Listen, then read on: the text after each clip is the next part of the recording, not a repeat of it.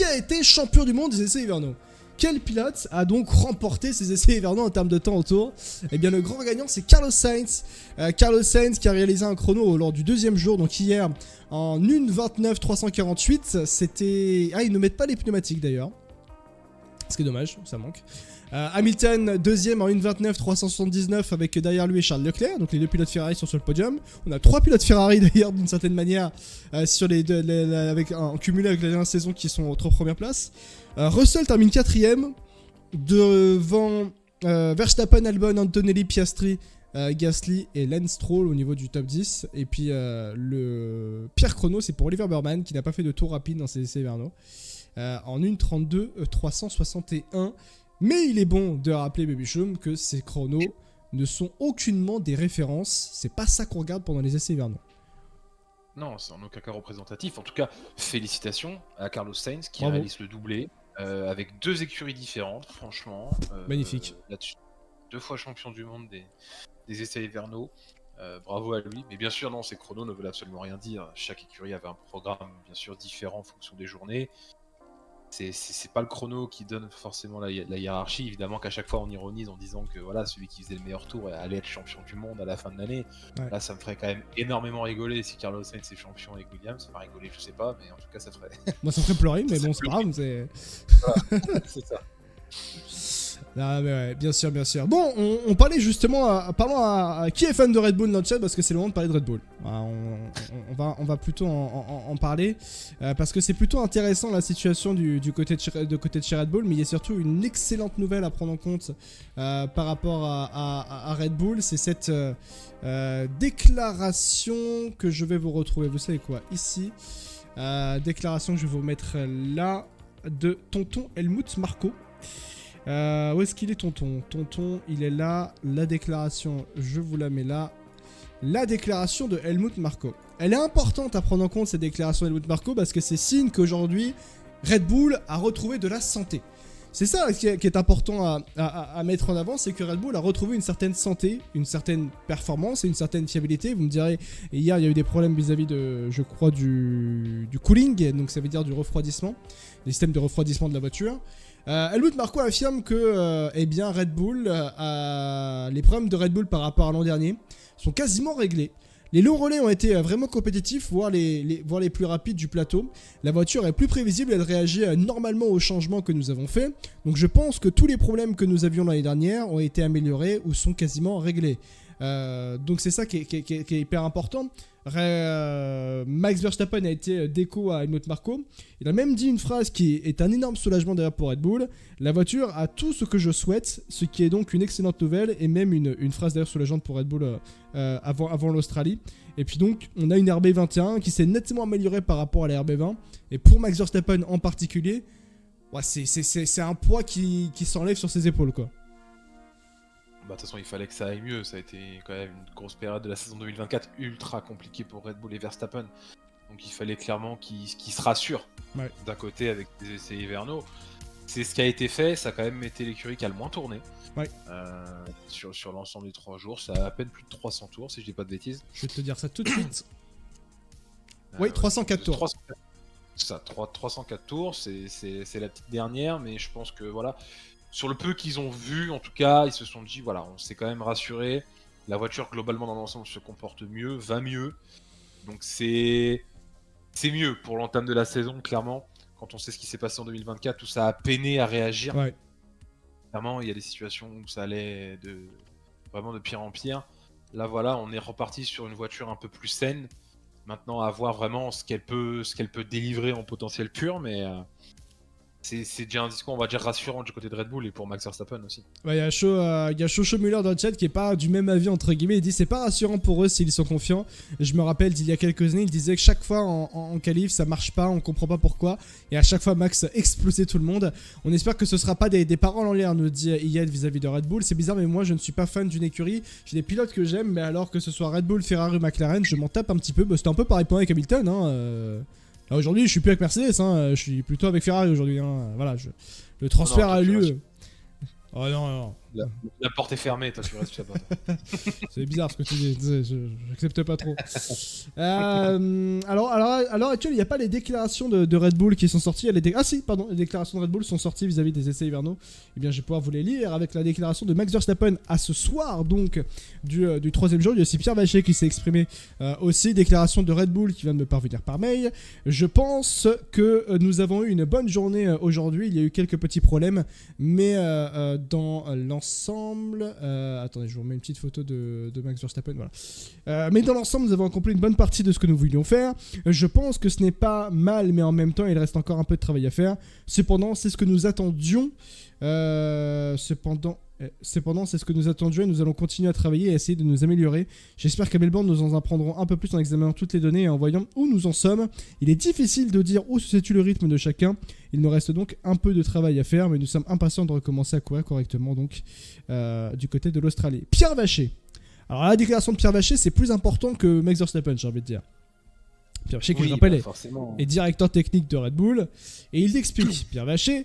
Ce n'était pas un test aussi fluide que nous attendions et que l'équipe l'attendait, mais il vaut mieux trouver des problèmes ici que plus tard et c'est pourquoi nous sommes ici pour comprendre la voiture. La météo n'était pas donc avec nous et pas très représentative de cette piste, mais nous avons essayé d'explorer d'ailleurs le potentiel de la voiture et de comprendre comment elle répond aux différents réglages et je pense que nous y sommes plus ou moins parvenus. Je pense qu'il est très difficile de voir un ordre de départ pour Melbourne sur la grille en ce moment. Vous voyez que 4 équipes semblent être assez rapides, y compris nous, forcément. Mais nous n'avons pas trop regardé les autres équipes. Nous avons essayé de nous concentrer sur notre programme. Je ne suis pas aussi content que je pourrais l'être car la voiture n'a pas répondu comme nous le voulions à un certain moment. Mais elle va dans la bonne direction. Peut-être que l'ampleur de la direction n'est pas aussi grande que nous l'espérions. Et c'est quelque chose sur lequel nous devons travailler pour la première course et le développement futur. Je ne suis pas... la déclaration de Pierre Vacher... Bon, je dirais pas qu'il est pessimiste non plus, mais il est pessimiste un peu quand même. Oui, il l'avait call un petit peu. L'an dernier, oui, ça. Même, le début de la saison, que ça allait être compliqué. Maintenant, dire que ça va mieux chez Red Bull, c'est pas forcément dire que Red Bull va aller jouer les victoires tous les week-ends. C'est mieux dans le sens forcément de l'approche de la saison. L'année dernière, il s'est passé ce qui s'est passé. Ça a été quand même une saison compliquée à gérer de leur côté. Là, ce qu'il faut, c'est déjà retrouver une base saine. Sur la voiture, il peut y avoir des couacs, comme chez n'importe qui, mais c'est surtout retrouver une base saine de voiture pour pouvoir avoir un axe de développement, s'ils arrivent forcément à le trouver de façon plus grande, plus longue dans la saison, et ne pas avoir ce moment de creux. Ça va être compliqué effectivement pour Red Bull de dominer, on va dire, des Melbourne, ou d'être dans la lutte pour la victoire, mais le plus important, ça va être de se rassurer. C'est-à-dire que voilà, avec ce qu'on a observé pendant ces 3 jours-là, il y a quand même pas mal de paramètres à optimiser sur cette voiture, mais qui seront capables, sur combien de courses, on ne sait pas, mais peut-être de revenir à la bataille pour la victoire. Bien sûr. Je pense que Vacher, c'est quand même d'être réservé aussi par rapport à ce niveau-là. Il est très réservé, après il fait son rôle aussi de team principal ainsi, il est comme ça sur ce niveau-là. J'ai un petit peu les déclarations dans ce que vous racontez dans le chat. Quand Red Bull corrige les problèmes, les autres avancent en performance, donc forcément ils perdent en performance. C'est pour ça aussi que Pierre Vacher, d'une certaine manière, est très réticent vis-à-vis de ce qui s'est passé sur les essais hivernaux. Mais il y a toujours ce sentiment que Red Bull a quand même trouvé des grosses solutions vis-à-vis de l'année dernière. Et ce qui est une excellente nouvelle, notamment pas seulement pour Max Verstappen, mais Liam Lawson, où justement Liam Lawson, Baby Shop, il a été finalement sur ces hivernaux, il n'y a pas eu de problème majeur, il a été très très bon. Et je suis même d'ailleurs, je vais pas non plus dire étonné non plus, mais presque plutôt, parce que il a peut-être 11 Grands Prix en Formule 1, c'est sa toute première saison complète en F1 avec Red Bull, ce qui va débuter, et c'est ses premiers essais hivernaux. Il a été très très bon sur cet exercice pour l'instant. Il a pas fait de vague, tout va bien, voilà, des petits spins à droite, mais bon, ça c'est comme un petit peu tout le monde sur ces 3 jours-là. Mais c'est surtout que oui, je pense qu'aussi il arrive à un moment où, quand on voit ce qui s'est passé durant ces 3 jours, je sais pas si ça va être vraiment, comme je l'ai dit, du coup, l'axe que Red Bull va choisir d'avoir une bonne base justement et de pouvoir progresser au fur et à mesure de la saison, mais je pense que Liam Lawson arrive au bon moment, je dirais. Oui. Chez Red Bull, en se disant que s'il arrive à prendre justement cette progression avec lui aussi pourra aussi progresser davantage et ne pas être forcément ou en tout cas être un peu moins ce numéro 2 éternel, quoi. Ouais. Et faire un petit peu plus qu'acte de présence par moment. Donc ça peut être intéressant aussi pour Liam Lawson, justement, de partir sur une base où de toute façon la voiture ne peut que progresser, et lui avec. Oui, c'est vrai. Et même d'ailleurs pour la globalité, hein, quand tu regardes le duo de pilotes pour Red Bull pour cette saison 25 de Formule 1, bah après c'est Verno, moi je suis très très content de Liam Lawson dans le sens où bah tu vois qu'il pourra faire, du moins tu peux distinguer, voire je sais pas, mais distinguer potentiellement qu'il sera vraiment à la hauteur de Red Bull Racing et que peut-être qu'il y aura moins de pression de Red Bull, comme par exemple il pouvait y avoir sur Sergio Perez l'an dernier, tu vois. Dans le sens où moi je trouve que il y a beaucoup plus de relâche, voilà, du côté de chez Red Bull par rapport à l'an dernier, à l'heure actuelle. On va dire qu'il y a peut-être un peu moins de pression remise sur les pilotes. Oui. Ça après, hein, c'est le monde de Red Bull, donc tout va très vite. Hein. Tout va très très vite. Il y a effectivement moins de pression que chez Alpine, hein, pour Lawson, mais vu ce qu'il nous a montré, on se dit quand même qu'il est capable de faire le job. Oui, voilà. Faire le job. Maintenant, c'est de pas forcément se contenter de ce qu'il a et essayer vraiment d'aller pousser à la limite cette voiture. Ouais. Pour nous montrer vraiment de quoi il est capable dans un top team. Oui. Et ça va être surtout que de base, ça se montrer. Surtout, il a quel âge, Liam Lawson? 21 ans 20 ans Peut-être. Il est plus rookie. Ouais, c'est très tôt. Le rythme de Red Bull en simulation course à l'air a l'air très très bon. Par contre, sur un tour, j'en suis pas si sûr. J'arrivais pas à lire le mot tellement c'était marrant la manière dont tu l'as écrit. Je suis en train de vous télécharger les photos de la Skoda Ferrari qui sont en train d'arriver parce qu'on va parler de Ferrari dans quelques instants. Mais c'est vrai que je trouve quand même que dans la globalité, Red Bull a été très discrète durant ces essais hivernaux. Je sais pas si vous avez eu le même ressenti, le chat, mais ça a été très discret, hein, les essais de Red Bull cette saison. Il y a aussi l'aspect où je pense que Red Bull n'avait pas réellement envie qu'on les regarde un peu plus cette saison et qu'on voulait les laisser travailler tranquille. Et forcément, c'est pour ça qu'il y a eu moins, j'ai envie de dire, de pression sur les épaules de Liam Lawson. Et ce qui en a résultat il faut le dire, de très bons essais hivernaux. On va passer à la Scuderia Ferrari avant de passer à McLaren parce que Ferrari a été, j'ai envie de dire aussi, plutôt bon sur ces essais hivernaux. Même très bon d'ailleurs, parce que c'est pas simple, notamment pour un gars comme Lewis Hamilton, certes le meilleur pilote de l'histoire de la Formule 1, statistiquement parlant, et pour tout ce qu'on a expliqué, bien sûr, on va pas revenir là-dessus, mais de réaliser, j'ai envie de dire, des essais où ça a été très intéressant vis-à-vis de l'adaptation. Et Hamilton, c'est, on va le dire, très très bien adapté à l'heure actuelle. Du moins, la collaboration continue d'une très bonne manière. Surtout par rapport aux déclarations que je vais vous emmener à voir ici. Les déclarations qui sont en train de sortir, notamment de Frédéric Vasseur dans un premier temps. Vasseur qui reste confiant avant Melbourne, il a confiance dans le travail des pilotes et de l'équipe. Sommes-nous dans la lutte pour la victoire à Melbourne? Honnêtement, je pense que c'est trop préliminaire. Bon, quand même, si t'es pas dans la... Si tu peux... Tu es quand même dans la lutte pour la victoire, pour être honnête. Aussi parce que les conditions ici à Bahreïn étaient pour une fois si extrêmes qu'il est difficile d'avoir une image claire de la situation. Mais d'une séance à l'autre, la situation change beaucoup. Nous ne connaissons pas le niveau de carburant des autres. Il devient très difficile de tout interpréter. Nous avons dit la même chose avant de venir à Bahreïn. Nous devons rester concentrés sur ce que nous faisons, sur le nouvel équilibre, sur nos chiffres, ne pas penser aux autres. Puis nous verrons comment cela se passera. Si nous regardons la hiérarchie des années précédentes, ce que nous avons ici n'était pas la même chose que les qualifications une semaine plus tard dans les mêmes conditions. Nous passerons de 10-15 degrés sur la piste à 45 degrés plus tard. Donc à Melbourne, nous serons prêts et ce sera une histoire différente. Avec le changement de suspension, nous avons ouvert une nouvelle porte pour le développement parce qu'après quelques années, il y avait un besoin de différencier quelque chose et je pense que nous l'avons tous fait, pardon. Jusqu'à présent, cela fonctionne bien. Je ne parle pas en termes de résultats, mais en termes de chiffres, tout va dans la bonne direction. Nous ne connaissons que notre propre travail et pas celui des autres. Vous pouvez spéculer beaucoup même d'ailleurs, mais si vous regardez la première session, et si je ne me trompe pas, Verstappen était 1 seconde plus rapide que l'année dernière. Ensuite les choses ont changé, donc vous ne pouvez que spéculer. Nous devons nous concentrer sur nous-mêmes. Les chiffres que nous avons obtenus sont les mêmes que ceux que nous attendions, et il en va de même pour l'équilibre. Si c'est le cas, je fais confiance aux gars. Nous avons de bons sentiments à propos de la voiture. Alors il y a un calme qui en ressort de la Skoda Ferrari. Il y a une prudence, même d'ailleurs. Même chose pour Charles Leclerc qui a été très calme, je voulais dire les propos après. Mais je pense que quand Vasseur dit quand même on ne sait pas si on est dans la lutte pour la victoire, Ferrari sera dans la lutte pour la victoire à Melbourne quand même. Ah non, c'est mort. Ah non, c'est fini. Hein. Non, c'est mort. Ferrari ne fera rien cette année. Ferrari n'a pas fait les meilleurs temps des essais avec Lewis et Charles 1 et 2. C'est fini. Tu veux, c'est mort, mais bien sûr que c'est mort.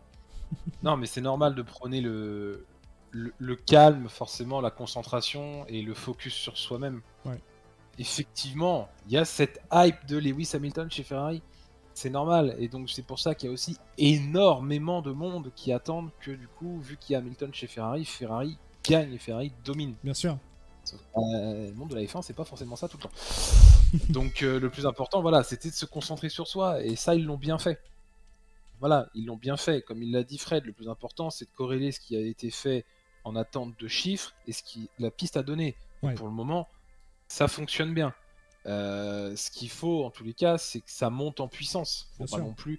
Les essais aussi, il faut un petit peu cacher son jeu, tu vois. Faut pas non plus forcément montrer toutes ses billes dès le début, sinon ça n'a aucun intérêt. C'est pour ça qu'on dit que McLaren a l'air d'être dans une situation d'avantage, de léger avantage par rapport à Ferrari, Red Bull et même Mercedes. Mais pourtant, eux, de leur côté, ils ont certainement caché énormément leur jeu. On va reparler de McLaren après, mais ils ont aussi caché leur jeu, quoi. Non, mais c'est pour ça. C'est que... On ressort globalement satisfait des 3 jours de chez Ferrari parce que voilà, il n'y a pas eu de problème majeur. Ça a été voilà, des essais de réglage, des essais aéros, et la collecte de données s'est globalement bien passée. Ouais. Donc à partir de là, la seule vérité, ce sera la vérité de la piste. Et puis effectivement, passer de Bahreïn où il pleut, bon, ok, tu vois, c'est tellement rare que, ok. Ah, justement, comme le dit Fred, Melbourne, où il va faire une chaleur accablante. Ouais. Voilà, ça peut être un comportement aussi de tout et son contraire au niveau des monoplaces là, parce que forcément il y a certaines écuries et certains top teams aussi qui vont souffrir justement de ces fortes chaleurs, et d'autres à l'inverse qui vont adorer les températures plus fraîches. Ouais. Donc c'est pour ça que ça donnera déjà peut-être un premier élément de réponse sur les pistes à venir, en fonction des performances à Melbourne, et ça donnera pas non plus, encore une fois, une hiérarchie concrète. Donc là-dessus, voilà, ça travaille en silence, on ne veut pas d'enflammade, on veut juste que ça bosse, point. Et pour le moment, c'est ce que Ferrari fait. Hicham que dit c'est juste un problème d'équilibre, surtout avec des conditions extrêmes. Le feeling est bon, la corrélation, le plus important, a été validé. Et je rebondis sur ce que dit Hicham. Le gros but des essais hivernaux, c'est de permettre aux écuries de valider ce qu'ils ont obtenu via les données de simulation et de simulateurs. Simulation et simulateur, c'est différent. Simulation, c'est plus les données créées via ordinateur par les analyses qui ont pu être réalisées aux usines par rapport à ce qui doit se produire sur la piste. Et si ces analyses qui ont été données en ordinateur se concrétisent sur la piste, ça veut dire qu'on a une bonne voiture. Qu'on a une voiture qu'on cherchait, du moins. Si on ne reçoit pas les mêmes données, là, c'est compliqué. Et bien là, la situation, c'est que du côté de chez Ferrari, la corrélation est bonne entre ce qui a été prédit à l'usine par les ordinateurs et les données de simulateurs aussi également. Donc les simulateurs, c'est là où Lewis Hamilton et Charles Leclerc vont pour notamment tester la monoplace avant d'être en piste. Et le ressenti, le feeling par rapport à certaines améliorations qui peut y arriver. Et le début de saison sont des circuits qui correspondent sans doute à la SF25. Et ça aussi, c'est réel. Mais on travaille dans le calme. Et notamment, il y a certaines déclarations qui ont évolué, notamment par celle de Lewis Hamilton. Il explique Lewis Hamilton, nous nous concentrons sur notre travail et essayons de bien comprendre le package dont nous disposons. Personnellement, j'essaie de comprendre de mieux en mieux le fonctionnement de l'équipe pour être le plus performant possible. D'une certaine manière, c'était étrange de devoir s'adapter à une voiture différente, à la façon de la conduire ou d'aborder les virages. Le moteur est différent en termes de son et de sensation. J'ai piloté une Mercedes pendant des années qui avait un excellent moteur. C'est bien de voir que Ferrari aussi a un excellent moteur. Je travaille avec les ingénieurs pour comprendre comment en tirer le meilleur parti, explique également Lewis Hamilton. Et puis il y a un point qui est hyper intéressant aussi, c'est le fait que Lewis Hamilton et Charles Leclerc, Babichoum, partagent en fait le même style de pilotage. Et ça, pour une écurie, avoir deux pilotes, notamment par rapport à ces essais hivernaux, mais une écurie qui a deux pilotes qui ont en fait le même style de pilotage, c'est tellement plus agréable pour travailler, pour développer une monoplace et emmener même sur toute une saison entière un développement de monoplace qui est justement qui puisse être justement la plus convenable pour les deux pilotes. Et ça a été un problème notamment entre Charles Leclerc et Carlos Sainz, parce que Charles Leclerc, c'était une monoplace qui à certains moments lui convenait plus. Ça avait d'ailleurs énormément déplu à Carlos Sainz ce genre de situation, mais c'est que là maintenant, aujourd'hui, tout le monde va dans la même direction avec deux pilotes de classe mondiale. Peut-être un plus que l'autre d'ailleurs. Et ça veut dire que du coup, les améliorations apportées conviendront automatiquement aux deux si elles performent. Ouais. Et que s'il y en a un qui est en difficulté, bah, l'autre arrivera à l'aider justement pour mieux s'en sortir. Là-dessus, c'est bien sûr que c'est un avantage. Mais à l'inverse, s'il y a un problème sur la voiture qui nécessite un autre style de pilotage, ça peut devenir un petit peu plus compliqué. Ça prendra peut-être un peu plus de temps, ce qu'on ne souhaite pas. En tout cas, voilà, c'est qu'au-delà en fait d'avoir deux pilotes qui ont le même style de pilotage, c'est quand même qu'on a Charles qui est encore une fois investi à 10 000% dans la quête avec Ferrari. Ouais. Et puis Hamilton, comme l'a très bien dit Fred sur Canal, qui arrive en fait comme un rookie. Ouais. En fait, qui arrive littéralement comme un rookie chez Ferrari, qui s'intéresse à tout simplement. On le sent vraiment aussi dévoué à la cause et à l'écurie. Et on voit qu'au global, en fait, sur les 3 jours, il s'en est quand même globalement très très bien sorti. Il a réussi quand même à s'acclimater, je trouve, assez rapidement à cette Ferrari, parce que comme tu l'as dit, toute sa vie, en fait, il a roulé avec un moteur Mercedes derrière lui. Donc forcément, passer à un moteur Ferrari, ça change énormément de sensations. Et malgré ça, il a réussi quand même à prendre le rythme assez rapidement dans les conditions réelles de test. Ouais. Donc là-dessus, c'est aussi un point positif pour Hamilton, tout simplement. Ouais. Et que le fait forcément d'être dans le même style que Charles fait que forcément l'acclimatation se passe d'autant plus facilement, quoi. Et pour tout bénéfice.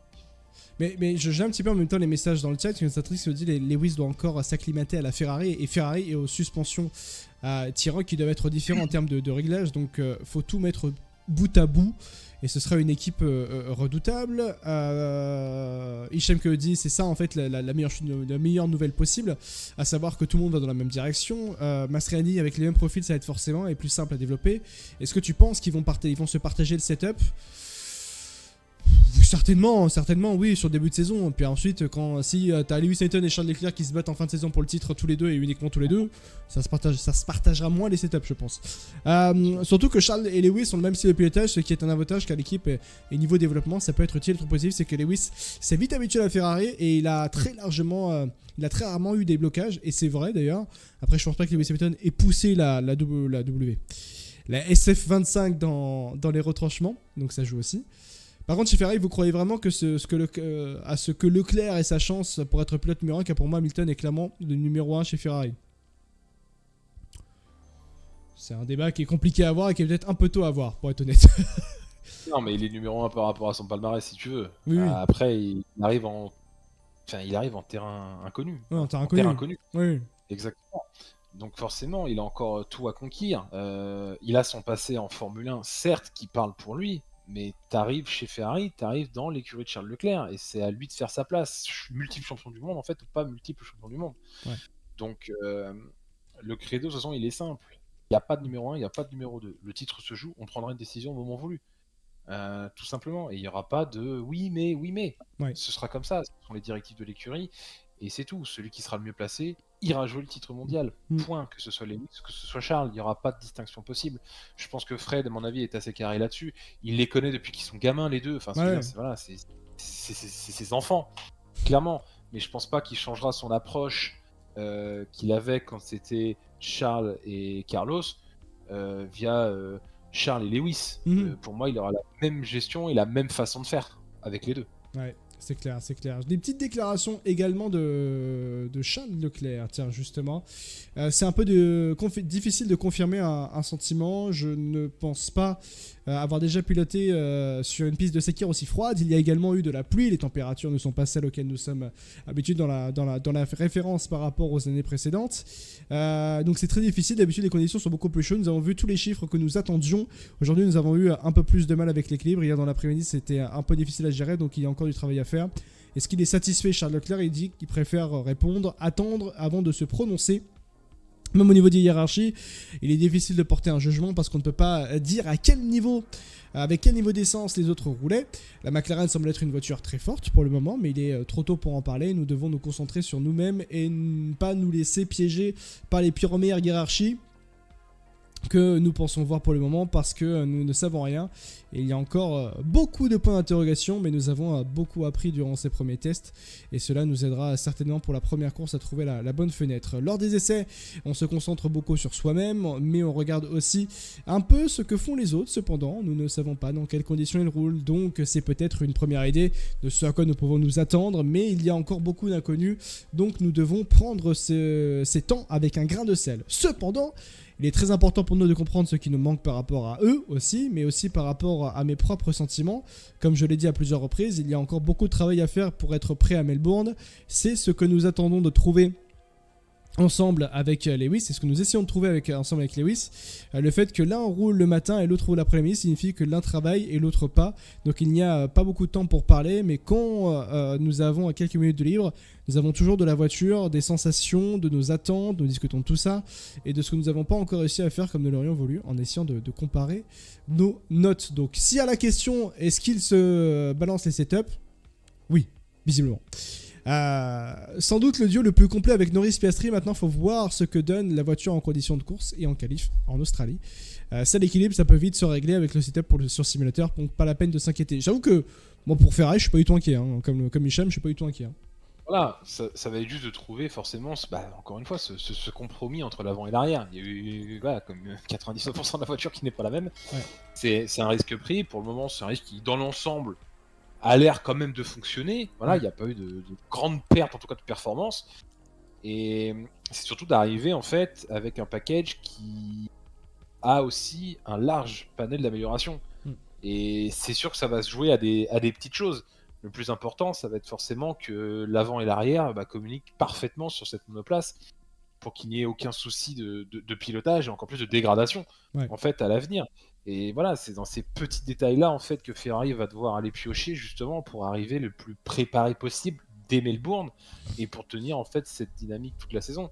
On sent en tout cas voilà qu'il manque pas grand-chose.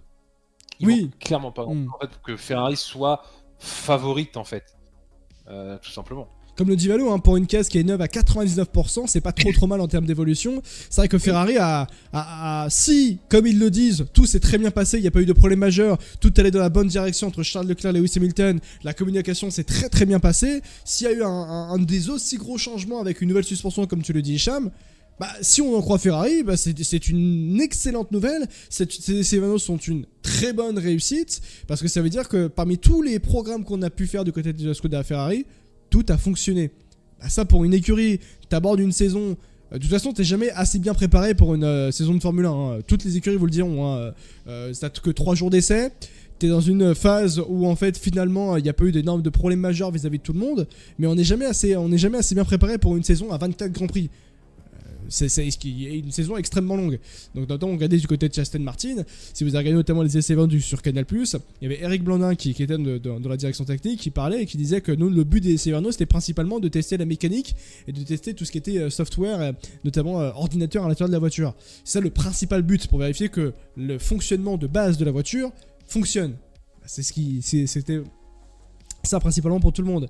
Mais là aujourd'hui, Ferrari a réussi à trouver de la performance, réussi à trouver également de l'efficience, de la régularité, de l'endurance, même d'une certaine manière. Donc c'est une très bonne nouvelle. Après, Aston Martin et Ferrari, c'est pas le même monde, c'est vrai. On va y venir. C'était très mal du côté Aston Martin. Mais du côté de chez Ferrari, déjà, c'est une excellente nouvelle de la manière dont ça s'est passé ces hivernaux. Encore plus. Et pas d'enflammade. Pas d'enflammade. S'il peut y avoir des enflammades, c'est pour une autre écurie qui est Orange. Non mais voilà, et puis c'est surtout qu'après, le dernier point, c'est que du coup, il y a aussi l'axe de développement sur la saison à venir aussi qui risque peut-être de changer. Où, voilà, ces dernières années, c'était plusieurs gros packages qui étaient apportés. Là, on risque aussi, si la voiture performe bien dès le début et a matière forcément à progresser, d'avoir des améliorations aussi plus régulières du côté de chez Ferrari. Et ça, c'est important. Ouais, c'est vrai.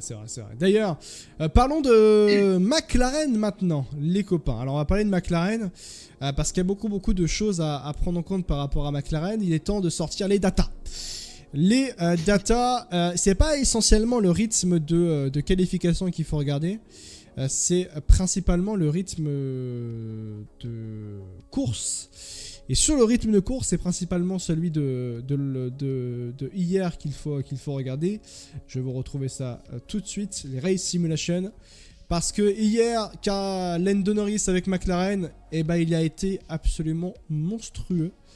Et c'est peut-être, on va dire d'une certaine manière, ça qui laisse penser aujourd'hui que McLaren est l'écurie qui sera la plus forte, pas de très très peu, mais du moins avec, qui a un léger avance au soir de ces essais hivernaux. À savoir que sur tous les types de rythmes de course qu'il a pu avoir, tous les essais de course qu'il a pu avoir, effectivement, Lando Norris et McLaren dans la globalité, eh ben, ils ont été plus forts. Ils ont été plus forts. Il faut dire que Lando Norris a tourné 2 secondes au tour plus rapidement que sur sa course de 2024. Et en plus, c'est impressionnant de dire ça dans le sens où McLaren, l'histoire à Bahreïn ces dernières années n'a pas été fantastique. Hein, c'était toujours des mauvaises courses sur les dernières années.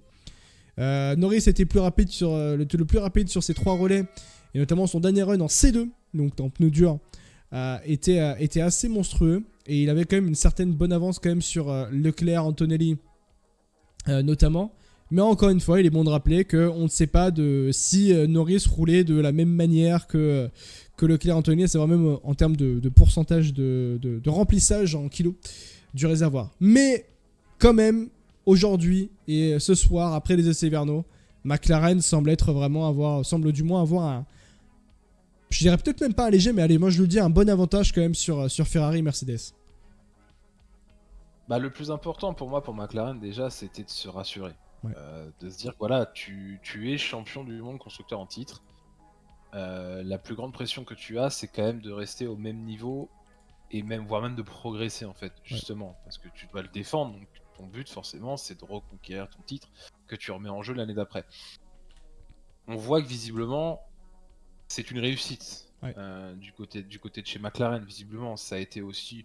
Il n'y a pas eu d'enflammade, globalement. Ouais, il y a eu un petit peu d'acting. Je sais quoi, ce premier jour. Ouais. Voilà, tous les mécanos se mettent autour de la voiture quand elle rentre avec son Flovis et tout. Bon, voilà, tu vois, c'est un peu d'acting, ça fait toujours marrer. Mais voilà, au moins, je pense que McLaren, là-dessus, déjà, il y a eu un grand ouf de soulagement de se dire, ok, on n'a pas perdu en performance, on a quand même aussi réussi à optimiser le package qu'on avait l'année dernière. Donc là-dessus, c'est plutôt rassurant. Ils ont quand même aussi été assez discrets dans l'ensemble. Ils ont tourné autant que Ferrari.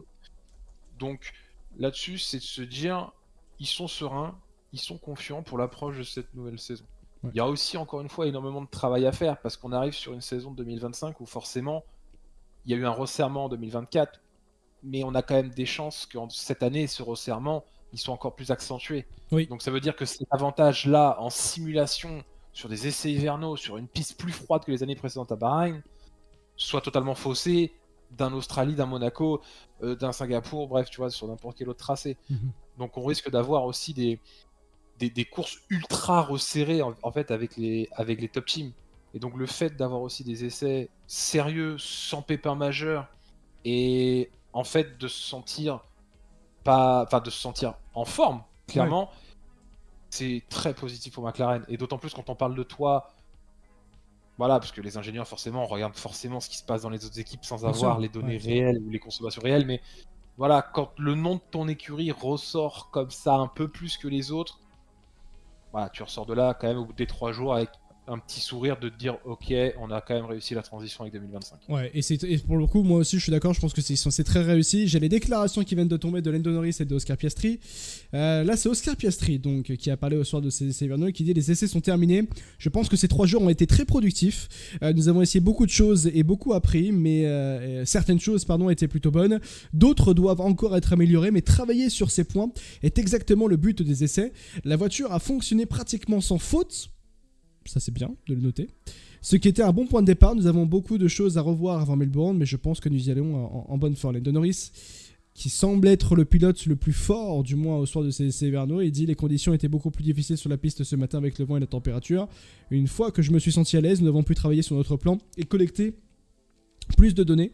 Nous allons maintenant mettre tout cela ensemble et examiner tout ce que nous avons accompli au cours des derniers jours, mais nous assurer que nous sommes prêts pour Melbourne. Ça me permet un petit peu d'aller un petit peu sur quelque chose que, ça, on en parlait un petit peu avant le début du live, sur la position de McLaren et sur comment ils sont, par rapport au fait que c'est la première fois pour McLaren, c'est la première fois que McLaren va débuter une saison de Formule 1 avec la meilleure voiture.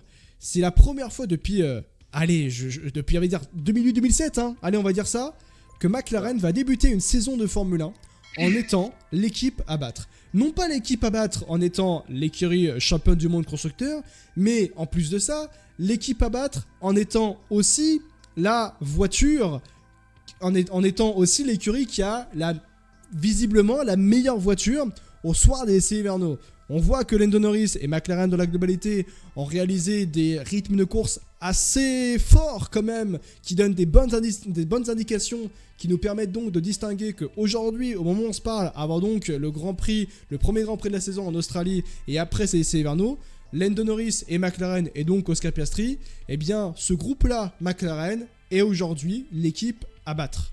Et ça, on le disait, McLaren l'an dernier, c'était une première pour eux depuis une quinzaine d'années de les voir justement dans une situation où ils sont capables d'aller, où ils doivent se battre pour aller chercher un titre mondial, alors que c'était pas prévu en 2024 quand on commençait la saison.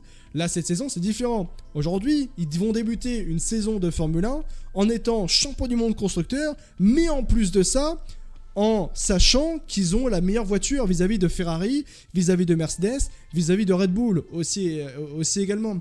Donc c'est aussi une mise en place psychologique qui va être extrêmement intéressante à regarder et à voir comment ils vont s'activer de cette manière-là vis-à-vis de la saison.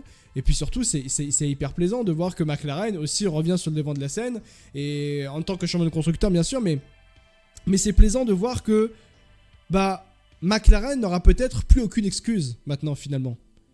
Parce que je suis d'accord avec toi dans le chat, c'est-à-dire qu'aucune excuse, oui aujourd'hui McLaren n'a plus aucune excuse. Ils ont fait énormément d'erreurs en 2024, ils avaient la meilleure voiture d'ailleurs sur une grande majeure partie de la saison en 2024, ils sont devenus champions du monde constructeur de Formule 1, mais ils ont raté le titre pilote avec Lando Norris, avec de nombreuses erreurs de Lando Norris certes, mais également du groupe McLaren dans la globalité. Et c'est en ça où je me dis que cette saison, il y aura énormément moins, il y aura beaucoup moins d'indulgence envers McLaren parce qu'il n'y aura plus aucune excuse. Plus aucune excuse. C'est eux qui ont la meilleure voiture, c'est eux donc en Formule 1 qui doivent gagner. Et surtout au soir de ces essais hivernaux, tu vois McLaren qui, en qualification, on ne sait pas. Par contre, sur le rythme de course, on sait qu'ils sont extrêmement solides. Et certainement même d'ailleurs visiblement meilleurs par rapport à Ferrari, Mercedes et Red Bull. Donc là aujourd'hui, McLaren n'a plus aucune excuse. Ils doivent gagner à Melbourne et gagner même sur le début de saison. La suite de la saison, on verra. Mais quoi qu'il en soit, il ne faut plus faire les mêmes erreurs parce qu'aujourd'hui, le McLaren est l'écurie à battre. C'est plus l'outsider, c'est l'écurie à battre. Point, c'est tout. Voilà.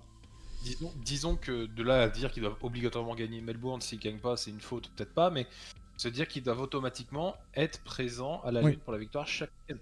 En fait, c'est plus dans ce moment-là où le plus dur, en fait, en soi, entre guillemets, c'est pas de gagner le championnat, c'est de le garder. Oui, maintenant oui. Le plus dur, forcément, c'est d'élever son niveau de performance tout en tenant compte de la concurrence et en gardant son trophée. C'est ça le plus compliqué. C'est là où on va attendre justement McLaren. C'est comment ils vont être capables de gérer cette saison en défendant leur titre. Le plus dur est fait, donc ça te fait déjà une pression en moins en fait à gérer. T'as ce stress en moins de voilà, t'as eu le titre l'année dernière. Maintenant, on va le défendre cette année, donc on va rentrer dans une nouvelle type de pression. Et je rejoins quand même aussi Valou dans le chat, il y a un paramètre à prendre en compte, c'est qu'on a aussi un petit Oscar Piastri dans cette écurie qui monte. Oui, je suis d'accord. À son rythme, tu vois, clairement. Et on se disait qu'à un moment, si Piastri commence à poser des problèmes à Norris un peu plus régulièrement, comment ça pourrait se gérer du côté de Norris, en fait. Et est-ce que 2025, justement, serait pas cette saison-là où justement en fait Piastri aurait pris énormément en maturité et en niveau de pilotage justement pour être plus régulièrement au niveau de Lando Norris et commencer un petit peu à lui poser de plus en plus de problèmes avec une voiture déjà prête et déjà capable de gagner les premières courses de la saison. Et surtout que Piastri a dit avant le début de cette saison 25 de Formule 1 qu'il sentait qu'il avait aujourd'hui tous les ingrédients pour être capable de se battre pour le titre, pour devenir champion du monde. Il n'a pas dit ça forcément parce qu'il faut se battre en piste, mais il y a ça aussi à prendre en compte. Donc pour McLaren, oui on dit qu'il y a, moi en tout cas je dis qu'il n'y a plus aucune excuse pour eux, mais il y a aussi cette gestion de, donc tu l'as dit, d'Oscar Piastri et de Norris qui va être importante à prendre en compte, et on n'est pas à l'abri, surtout que excusez-moi, mais le début de saison il est en Australie. Oscar Piastri, il y a moyen qu'il a aujourd'hui, il fait partie des pilotes favoris pour aller gagner en Australie. Et il y en a deux pilotes favoris à l'heure actuelle, c'est Norris et Piastri. Donc bon, pour Oscar Piastri, démarrer la saison en trombe chez lui et en gagnant à la maison, c'est une énorme possibilité et je pense qu'il peut aussi le réaliser. Mais en même temps, ça peut mettre à mal l'histoire un petit peu chez McLaren sur le début de saison. Et ils peuvent faire une Alpine en Australie d'ailleurs. quand tu as une voiture comme ça performante qui va être capable forcément de se battre avec les autres écuries pour aller chercher des victoires chaque week-end, il y a un moment forcément tu vas être meilleur que l'autre et forcément que tu veux tout gagner, donc c'est normal. Bien sûr. Et voir un petit peu la fougue de Norris face à la froideur de Piastri, à voir comment ça peut se gérer, parce que ce qui va manquer à Piastri c'est un petit peu aussi cette explosivité sur la piste, et on sait qu'il l'a, on sait qu'il il est capable de faire quelque chose d'énorme. Ouais. Et pour revenir justement à la pression globale en fait chez McLaren, c'est que là en fait, là où ils n'ont plus aucune excuse, c'est qu'ils ne sont plus ils sont plus petits. Oui, là maintenant ils sont champions du monde de Formule 1 en titre, donc ça joue énormément. Comme on l'a dit, on s'attendait pas forcément à ce qu'ils soient là, et eux non plus peut-être c'était pas une progression aussi fulgurante et à se retrouver à se battre pour le titre constructeur. Aujourd'hui, voilà, ils ne sont plus considérés comme petits. C'est fini ce temps-là, il n'y aura plus d'excuses de nous on progresse, machin, tout ça, non. Voilà, cette excuse-là, en tout cas, elle n'existera plus. Ça, c'est sûr. On leur accordera plus s'ils sortent cette excuse-là, d'une certaine manière. Petite information également de différents journalistes, notamment dans le paddock, qui disent que le paddock... les informations paddock confirment que McLaren est la voiture à battre à ce stade, avec Red Bull et Mercedes immédiatement derrière. Bon, je sais pas qu'est-ce que ça veut dire immédiatement derrière. Encore une fois, ce sont des ressentis. Déclaration également de Pierre Vacher qui explique notamment que semblerait-il que ça continue, du fait que certaines écuries utilisent le mini DRS. Il pense que Ferrari et McLaren utilisent toujours le mini DRS. Non, mais disons, il y aura de l'exploitation jusqu'au bout. Ouais. Non, faut pas. Je l'ai pas remarqué pour être honnête sur les essais hivernaux, ça. Donc, au niveau, je sais pas, mais au niveau de la flexion des ailerons, déjà, il y a quelque chose. Chez Ferrari, c'est quand même violent, on a beaucoup travaillé dessus, donc forcément, on en profite. Ouais. C'est normal. Ouais, effectivement. Je regarde un petit peu ces petites déclarations de McLaren, s'il y en a. Est-ce que Andrea Stella a parlé sur le site de McLaren? Oui, il a parlé. Alors, qu'est-ce qu'il a dit Andrea Stella? C'est la fin de 3 jours productifs ici à Bahreïn. Nous avons terminé nos tests aéros ce matin avant de donner à Lando et Oscar l'occasion de faire quelques essais pour leur permettre de se faire une idée des capacités de la voiture avant de nous rendre en Australie. Nous en avons également profité pour effectuer quelques changements de réglages supplémentaires tout en continuant à en apprendre davantage sur les caractéristiques de la MCL 39 de l'équipe ici et à Woking. Ils ont fait un excellent travail en mettant cette nouvelle voiture en piste et en nous permettant de maximiser tout le temps dont nous disposons cette semaine. Nous avons beaucoup analysé et à travailler avant la première course de la saison dans 2 semaines. Du moins, voilà les propos du patron de McLaren. McLaren, pour ceux qui viennent d'arriver, les amis, j'espère que vous allez bien. Merci beaucoup de venir pour ce bon débrief de ces Formula 1 testing. Et McLaren, à l'heure actuelle, au moment où on se parle, du moins, peut-être que ça va évoluer. Bien sûr que ça va évoluer certainement d'ailleurs avant le Grand Prix d'Australie. McLaren semble être l'écurie à battre, du moins, au soir de ces essais hivernaux. Ferrari est en quête de McLaren, Red Bull est en quête de McLaren, et Mercedes aussi est en quête de McLaren, et c'est vers eux qu'on va plus se poser d'ailleurs à Mercedes.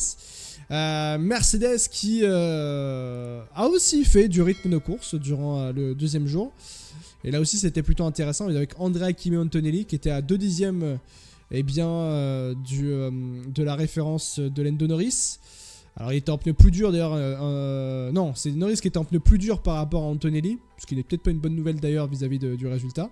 On a vu quand Norris était plus rapide en stint, sur le stint par rapport à Antonelli, alors que Norris était en pneu plus dur. C'est quoi un petit peu ton ressenti vis-à-vis de Mercedes, Michel, même le chat, dans le sens où l'information qui en ressort, on va dire par rapport à Mercedes, c'est-à-dire que elle est beaucoup plus conduisible la voiture par rapport à l'an dernier, c'est déjà une bonne nouvelle. Voilà. Non, voilà, c'était l'aspect principal en fait qu'il fallait retrouver chez Mercedes. C'était une voiture qui était capable d'être emmenée partout sans de mauvaises surprises, sans correction abusive de volant en fait, comme on l'a vu la saison passée, et qu'il n'allait clairement pas. Et c'est surtout maintenant le point le plus important, c'est de comprendre l'amélioration de cette voiture du côté de chez Mercedes. Ne plus avoir de surprise en fait de performance en arrivant sur un week-end et en ne comprenant pas pourquoi la voiture fonctionne et pourquoi la voiture ne fonctionne pas le week-end d'après. Ce sont des réponses, enfin ce sont des questions auxquelles Mercedes pour moi est dans l'obligation de répondre dès cette année. Bien sûr. Tout simplement parce que tu ne peux pas arriver dans des conditions comme celle-ci en fait pour 2026. Donc s'ils ont déjà réussi à trouver ces éléments de réponse sur cette voiture pour la rendre plus conduisible en tout cas, et tout en gagnant en niveau de performance, bien sûr, ouais. C'est déjà pour moi quelque chose de réussi en fait du côté de chez Mercedes. Je regarde un petit peu s'il y a les déclarations des pilotes au sortir de ces essais hivernaux, mais visiblement ils ne le font plus. Ils ne le font plus, donc j'ai pas de déclats à l'heure actuelle qui sont tombés. Les ailerons flexibles interdits, c'est comme le bus sur la piste en jour 3, c'est absurde, nous dit Valou. Alors, vous savez qu'on termine de parler de Mercedes, puis après on en reparle de ça, parce que c'est vrai que c'est quand même assez une dinguerie tout ce qu'on a vécu sur ces essais hivernaux. Ils ont arrêté les déclats, Mercedes, semblerait-il. Bon, bah c'est dommage, parce que ça nous permettait d'avoir quand même des petites informations. Ça nous permet de parler de Andrea Kimi Antonelli, parce que c'était aussi ses premiers essais en carrière en Formule 1. Essais hivernaux du moins en Formule 1, et ça c'est une excellente nouvelle d'avoir vu un pilote qui a parfaitement répondu aux attentes par rapport à des essais hivernaux. C'est pas simple forcément de commencer sa carrière en Formule 1 avec Mercedes, et puis là il a tout bien réussi, et je pense que tu ressors des essais hivernaux en étant satisfait et en étant soulagé plus particulièrement, parce que quand on a vu tout ce qui s'était passé à Monza l'an dernier, la pression qu'il avait de toute façon sur ses épaules depuis Monza et avant Monza, mais même maintenant avant le début des essais hivernaux, le voir qu'il termine les essais hivernaux sans gros problème majeur, c'est très plaisant, on va dire ça ainsi. Oui, c'était pour moi aussi, pour moi et pour lui, je pense le plus important. Ouais. C'est d'arriver au bout de ces 3 jours sans avoir cassé la voiture. On va dire que la dernière fois que tu étais monté en séance officielle, oui, c'est vrai, oui. Pas très bien passé. Là, le plus important pour lui, c'était d'accumuler les tours, clairement, de se sentir de plus en plus à l'aise tour après tour, et de pouvoir rentrer dans le moule le plus rapidement possible. Chose qui pour moi il a réussi à faire d'une excellente manière. De toute façon il part de rien, il a tout approuvé, il a énormément de marge de progression, et le fait de commencer comme ça 3 jours de test sans problème majeur, parce que bon il apprend aussi Formule 1, il apprend Mercedes, donc c'est une nouvelle façon aussi de travailler, c'est un nouvel univers dans lequel il arrive, où là il est vraiment les 2 pieds dedans, et écoute, il s'en est pour moi plutôt bien sorti, clairement. Mais globalement, tout le monde, en soi, cette année s'en est plutôt bien sorti, dans le sens où il n'y a pas eu de crash, il n'y a pas eu de dinguerie, il y a eu très peu de drapeaux rouges, le moment où il y en a eu, bon, c'était des choses quand même assez extérieures aux pilotes et aux écuries, donc là-dessus, le travail d'Antonelli a été bon. Oui.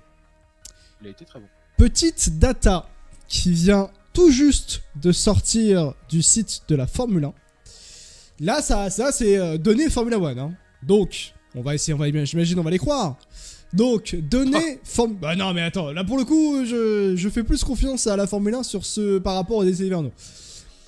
Alors, par rapport aux simulations de course données par la Formule 1, par rapport à ce qui a été produit durant ces essais hivernaux, McLaren, confirmation que McLaren est bien aujourd'hui la force en présence. Ça devient donc bien l'écurie à battre vis-à-vis de cette saison 2025 de Formule 1, du moins à l'abord du premier Grand Prix de la saison, au soir des essais hivernaux.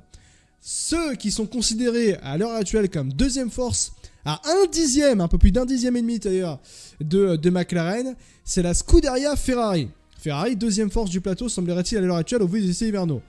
Un petit peu derrière, on a Red Bull, et très légèrement derrière, on a Mercedes. Alors, c'est selon les estimations de la Formule 1, ça nous donne déjà une première image. Et il y a une autre information qui est très importante, c'est qu'il y a un top 4, donc McLaren, Ferrari, Red Bull, Mercedes. Par contre, derrière, et très loin derrière, on a Williams, et je suis extrêmement étonné de voir Williams, 5e force du plateau, je dis bien entre guillemets parce que c'est les essais hivernaux, avec la simulation de course qui est le plus intéressante que la simulation de qualification d'ailleurs.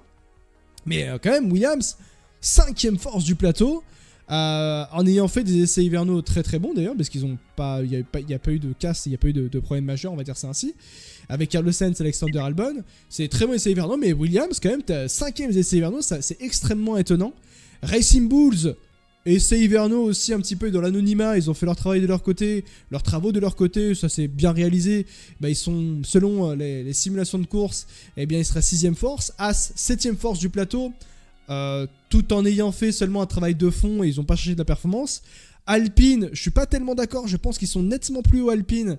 Et je pense qu'ils sont même d'ailleurs, allez, on va dire devant As ou nettement plus proches que de Racing Bulls. Sauber et puis Aston Martin. Aston Martin, bonne dernière à l'heure actuelle des simulations de course selon la Formule 1 directement. Selon les données de la Formule 1. Bon, Aston Martin, les essais ils ont été catastrophiques, hein, mais vraiment catastrophiques. Il n'y a eu que des problèmes. Les deux pilotes ont été malades d'ailleurs, Lance Stroll et Fernando Alonso. Lance Stroll il a même abandonné durant la session de l'après-midi du dernier jour pour laisser sa place à Fernando Alonso qui était lui aussi dans le mal. Il doit y avoir un virus qui traîne du côté de chez Aston Martin. Bref, Aston c'est très mal, mais dans la globalité, c'est hyper intéressant d'avoir cette visualisation et confirmation donc que McLaren est bien première force de la grille à l'heure actuelle avant Melbourne. Qu'est-ce que tu en penses? Est-ce que tu es d'accord avec ça ou est-ce que tu penses que qu'il y a quand même des gros changements qu'il peut y avoir dessus? Ça reflète en rien la hiérarchie qu'on aura bien sûr sur ce début de saison.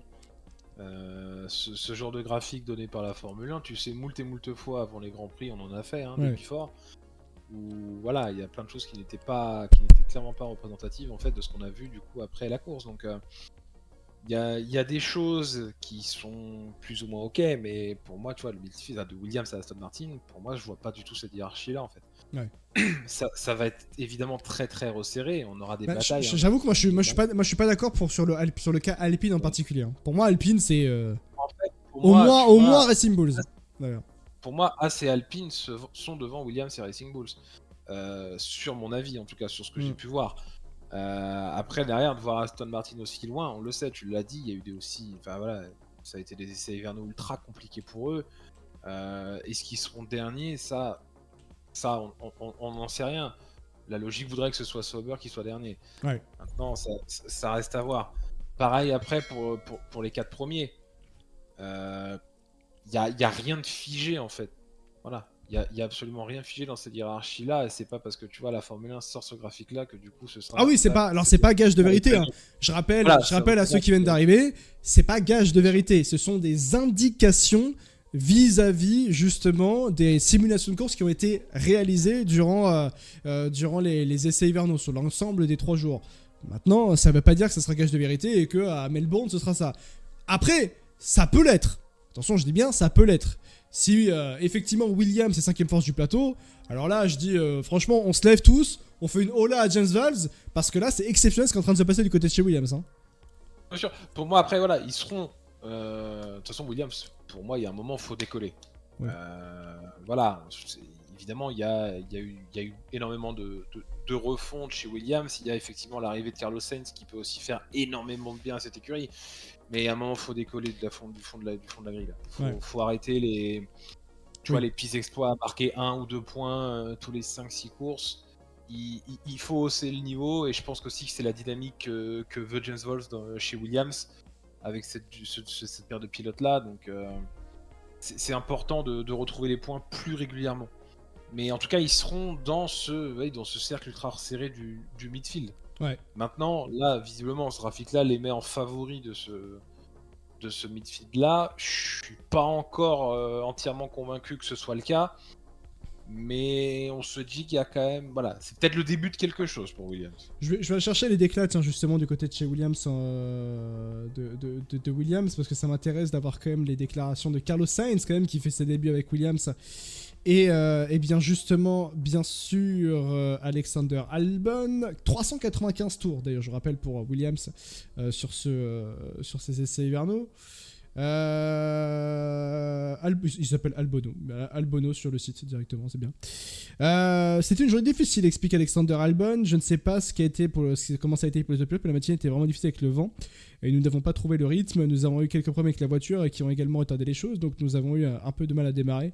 Finalement, nous avons réussi à faire une bonne longue course et un style de course assez bas, en terminant la journée avec quelques longues courses supplémentaires, donc des runs supplémentaires. Et donc dans l'ensemble, je suis positif. Je pense que nous devons examiner certaines données, nous concentrer sur certains domaines. La bonne nouvelle, c'est que nous savons où se situe le temps autour, et je ne pense pas que ce soit si difficile à réaliser. Donc nous allons travailler sur ce point pour nous préparer à Melbourne. Dave Robson, d'ailleurs, c'est aussi exprimé ingénieur en chef. qui explique que les conditions étaient plus difficiles aujourd'hui avec de fortes rafales rendant les tests plus difficiles. Nous avons néanmoins pu réaliser des travaux utiles sur une gamme de charges de carburant. En prévision de la saison à venir, nous avons analysé une gamme de configurations de voitures et de composés de pneus. Une fois de plus, la FW47 s'est montrée globalement fiable avec seulement quelques problèmes mineurs qui ont affecté le programme. Cela nous met dans une bonne position pour les premières courses de la saison. Donc on est confiant du côté de chez Williams et tu as raison de le dire que c'est bien que Williams aujourd'hui prenne un peu plus les devants. Honnêtement, j'espère que Williams, ce sera sa vraie place là, ce top 5. Mais rendez compte juste que Williams pourrait, alors je dis bien pourrait, c'est pas gage de c'est ce qui va se passer, mais Williams pourrait passer d'être la pire écurie de la grille l'an dernier, avec Sauber, à 5ème. Exceptionnel, hein. C'est-à-dire que le pari de Carlos Sainz serait entre guillemets réussi, quoi. Oui, il pourrait être réussi. Et puis c'est surtout que bon, voilà, il y a des révolutions dans des écuries en fait qui peuvent se donner les moyens de faire une révolution sur le monoplace, à l'image par exemple de Ferrari qui prépare 2026, mais qui a aussi pu renouveler entièrement sa monoplace pour cette année. Les autres écuries, c'est moins le cas, où on essaye forcément de capitaliser ce qui a bien marché pour 2024 et en apporter une évolution en fait de cette monoplace-là, de gommer forcément les petites faiblesses qu'elles avaient pour pouvoir préparer 2025 de la meilleure des manières. Ouais. Et que du coup, dans ce groupe voilà, ultra resserré, tu vois, de Williams, Racing Bull, Haas, Alpine, entre autres, les points en fait vont être ultra importants dès le début de saison. Bien sûr. Parce que ça se trouve qu'il y aura peut-être très peu de coups bas en fait pour ce team-là durant cette saison. Et que du coup, si tu prends des points dès Melbourne, tu peux automatiquement te mettre bien déjà à la fin au classement constructeur, parce qu'il y a des chances qu'on assiste encore une fois à un championnat du midfield ultra serré et qui pourra peut-être se jouer aussi à la dernière course. Ouais. Et donc il est important pour Williams d'arrêter d'être un petit peu ce petit outsider et de gonfler un petit peu les muscles et à eux d'aller chercher les top 10 un peu plus régulièrement. Parlons d'Alpine aussi également, où ça se joue et ça se tape vis-à-vis de Williams au niveau de la 5ème place, semblerait-il, en termes de rythme de course. Déjà, du côté de chez Alpine, il y a eu beaucoup de tours qui ont été réalisés, 405, avec la 525, tiens, justement.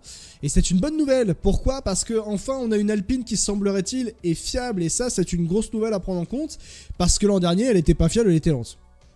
Déjà, ça aide beaucoup. Oui, c'est ça. Déjà, ça aide énormément. Puis une livrée qui est absolument magnifique, contrairement à ceux qui... voilà, hein, je réitère ce que je dis, hein, d'ailleurs. Je qui va pas être content. Dans la globalité, la monoplace, elle est fiable. Pierre Gasly s'est exprimé. Nous en finissons avec 3 journées prolifiques du côté de Bahreïn. C'est agréable de retrouver l'équipe et de pouvoir prendre mes marques au volant de la 525. Nous avons pu tester de nombreux éléments et tirer des enseignements intéressants que nous allons désormais analyser et comprendre. Je pense que nous sommes en mesure d'affirmer sans risque que nous sommes dans une bien meilleure position pour avoir 2025 que nous ne l'étions à l'année dernière. De manière globale, je me sens dans la voiture. Je me sens bien dans la voiture et c'est une bonne chose qui aidera forcément à être prêt pour l'ouverture de la saison. Il y a beaucoup de choses à faire d'ici à la première course en Australie, bien sûr, je suis satisfait. Et j'ai maintenant hâte que la saison commence. Jack Doohan. Alors d'ailleurs, Jack Doohan, petite actu par rapport à Oliver Hawks, qui a dit une déclaration très intéressante d'ailleurs. Être prêt à mener à bien ses essais a exigé beaucoup d'heures de travail. Alors je tiens à remercier toute l'équipe pour cette semaine productive que nous venons de passer à Bahreïn. Nous avons passé 3 jours sans rencontrer le moindre problème. Et la voiture a bien fonctionné toute la semaine, ce qui nous a permis d'emmagasiner beaucoup de tours et de kilomètres. Nous avons recueilli de nombreuses données intéressantes. Et sur le plan personnel, j'ai acquis des connaissances utiles et je tâcherai d'appliquer en Australie pour la première course. Que je tâcherai d'appliquer en Australie pour la première course. Les conditions ont été mitigées toute la semaine, mais c'était un bon moyen de nous mettre tous à l'épreuve. Je vais me rendre à Melbourne avec confiance. Il y a encore beaucoup de choses à faire et nous allons continuer à travailler dur et à progresser dans l'équipe. C'est Oliver Hawks. Oliver Hawks, pour ceux qui ne le savent pas, c'est le patron, team principal d'Alpine. C'est pas le patron, puisque le patron c'est Flavio Briatore, ce qui est bizarre d'ailleurs. Hein. C'est autant le nommer DG de l'écurie et arrêter de l'appeler conseiller spécial. Oliver Hawks qui... alors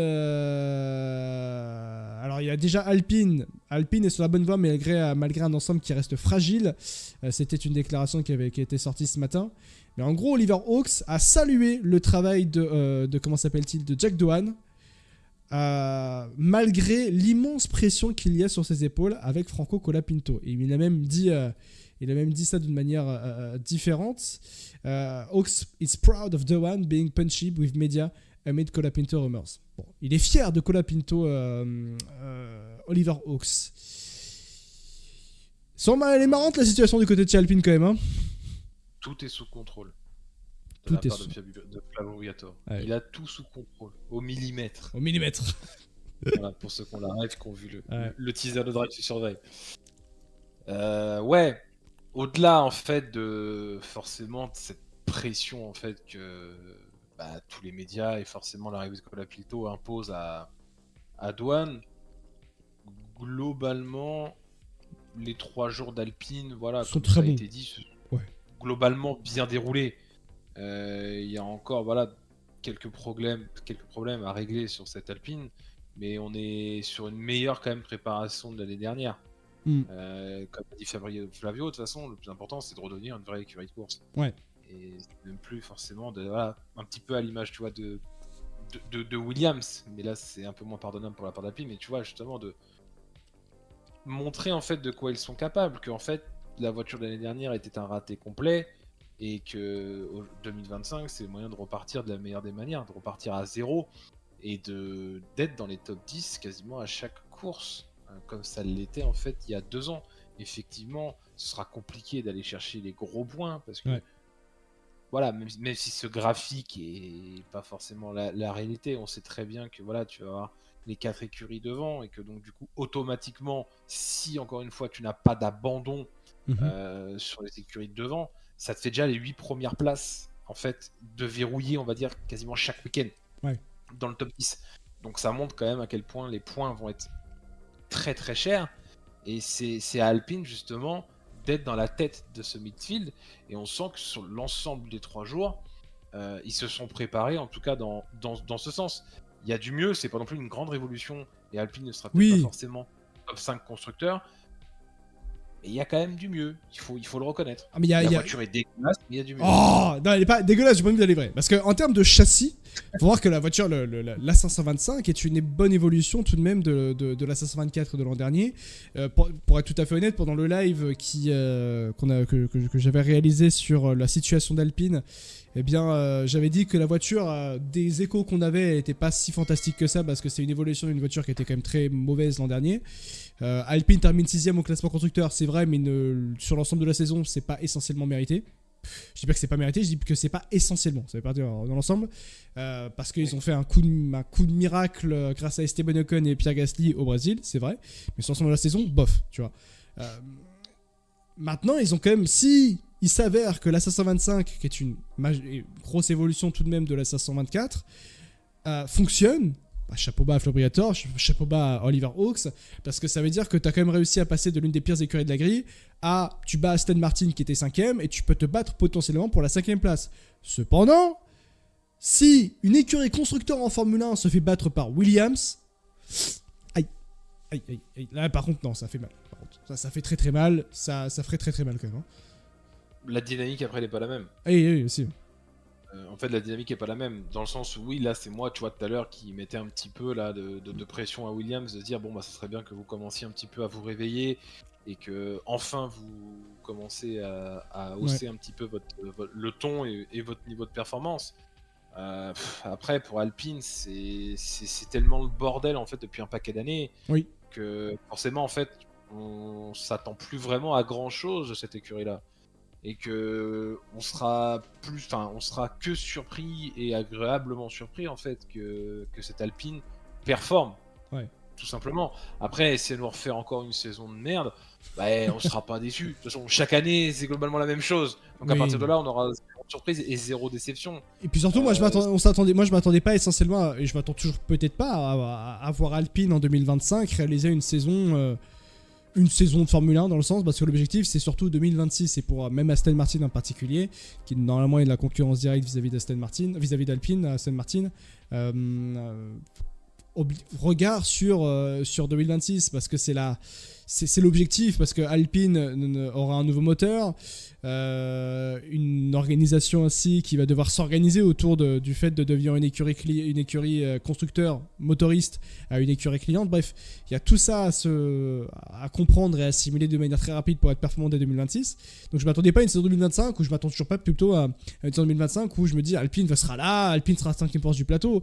Même Pierre Gasly avait dit avant le début des essais hivernaux comme quoi voir Alpine titiller le top 5, bon courage quoi. Donc il n'était pas non plus très confiant. Finalement, il y a une possibilité, il y a de l'espoir, du moins vis-à-vis d'Alpine. Ouais, disons, il y a des paramètres en fait aussi qui peuvent rentrer en compte. C'est-à-dire que si on n'attend rien d'Alpine, mais qu'ils arrivent quand même à la faire progresser tout au long de la saison, forcément qu'ils vont tirer leur épingle du jeu. Parce que je parlais que justement de ce midfield-là allait être très resserré. Il y a un aspect aussi à prendre en compte ultra important, c'est qu'ils n'ont pas le budget forcément des top teams. Et que donc du coup, si la voiture n'est pas bonne, ils ne vont pas insister en fait sur cette dernière et se concentrer sur 2026. Donc ça laissera l'opportunité justement aux concurrents directs d'aller glaner des points. Et que donc du coup l'importance pour moi elle va être sur la première partie la première moitié de saison, sur les 10-12 premiers Grands Prix en fait. Où là ça va être capital. Et si tu arrives à engranger suffisamment de points, tu vas être royal.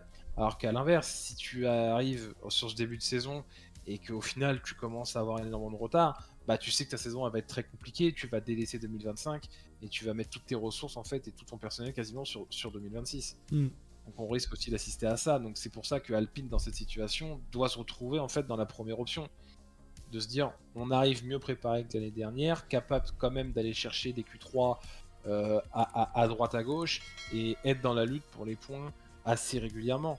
Et si Alpine n'arrive pas à être assez régulier dans cet objectif là, ça peut être compliqué pour la saison à venir. Ouais, c'est clair.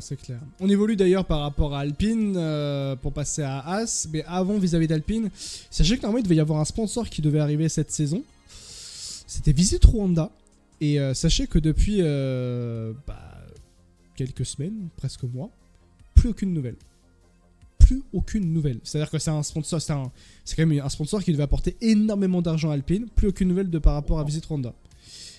Puisque l'arrivée de Visit Rwanda du côté de chez Alpine devait aussi conjuguer avec l'annonce d'un Grand Prix de Formule 1 du côté du Rwanda. Mais plusieurs voix du monde du sport, mais également du monde géopolitique, se sont exprimées vis-à-vis de l'incompréhension et vis-à-vis de la situation politique de mettre le Rwanda en Formule 1. Faut savoir que Visit Rwanda est impliqué aussi dans le sport de haut niveau, dans le football notamment, avec le Paris Saint-Germain, mais également aussi avec Arsenal. Mais visiblement, pour Alpine, c'était acté. On m'avait dit que c'était acté. Finalement, pas de nouvelles à l'heure actuelle. Bon, ce qui est une bonne chose, parce que le Rwanda est une situation politique catastrophique et immonde. Donc c'est bien si ça ne vient pas en Formule 1. Donc voilà. Et je pense aussi qu'il y a eu des problèmes politiques. Je n'ai pas de confirmation à l'heure actuelle TDM, mais c'est plus une interrogation vis-à-vis de ce qu'on m'avait dit à l'époque, notamment par rapport à Alpine. On passe à As, et vis-à-vis donc d'Esteban Ocon, Baby Schum et de Oli Berman. Alors, il y en a beaucoup qui étaient inquiets vis-à-vis de As, et ça nous permet aussi, Baby Schum, de revenir vis-à-vis de l'écurie As par rapport à ceux qui étaient essentiellement inquiets. Bon, écoutez, si vous étiez inquiets par rapport à As, c'est une chose à la limite qu'on peut comprendre, mais sachez que chez As, tout va bien. Oui, As était bonne dernière de tous les essais des 2 premiers jours. Le 3e jour, ils n'étaient pas derniers, si je ne me trompe pas. C'est qui le dernier aujourd'hui ? Non, je sais pas, As, il me semble. Mais les 2 pilotes étaient bons derniers. Bon, il y a eu quand même, des petits problèmes par rapport à ça. À part le capot moteur, tout va bien. Alors, je vous donne la déclaration d'Esteban Ocon rapidement. Esteban Ocon, non, As n'a pas de problème, et As se concentre uniquement sur le travail de fond et non pas sur la performance. Bien, on aimerait avoir de la performance, mais on se concentre sur le travail de fond, le travail de course et les longs relais. On ne fait que des tours à la suite. On sait que quand on doit avoir peu d'essence et recharger la batterie après un tour, c'est facile de voir quelles équipes le font aussi. Donc on arrive à voir plus ou moins où nous en sommes pour l'instant. Tout suit son cours. L'équipe a décidé de continuer de cette façon de travailler, qui est pour moi la bonne. Nous sommes contents de faire cela avec Oli, et nous lâcherons les chevaux quand il faudra les lâcher. Il a fait un petit tour plus rapide en fin de séance, Esteban Ocon. Il y a eu cette problématique pour As où le capot moteur s'est envolé. Ou du moins une partie du capot moteur s'est envolée. C'est arraché en pleine séance. Il s'était également passé ça en test privé pour As avec cette VF25, pardon. Bon, ça c'est quand même pas ouf parce que c'est un peu ridicule quand même. T'es comme dans le pinacle du sport auto et en deux fois il se passe ça. Bon, pas ouf. Mais sinon, dans la globalité, tout se passe bien avec As. Paradoxal de dire ça, mais tout se passe bien pour As. Oui, ça a été globalement un travail ultra discret. Hein. Ouais. On les a vus à aucun moment forcément briller au chrono ou quoi que ce soit, mais voilà, ça a énormément tourné. Je sais pas combien ils ont 457 tours.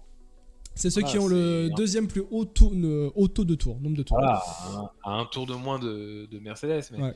Voilà, c'est partie de ce genre d'écurie, forcément du midfield ultra important avec Racing Bulls et Alpine, voilà, qui ont beaucoup tourné, mais qui n'ont pas essentiellement cherché en fait un tant soit peu de performance. Ouais. Ils ont juste cherché forcément l'optimisation sur le long terme. Et donc forcément, le fait de capitaliser énormément, par exemple, ta session de 3 jours, moi je pense qu'ils l'ont fait principalement sur la course, plus que sur la rapidité sur un tour, fait que voilà, on veut chez As améliorer forcément la gestion des grands prix dans l'ensemble, et on voit quand même que il y a une dynamique assez positive, tu vois, à l'instar de chez Ferrari, il y a quelque chose de beaucoup plus sain.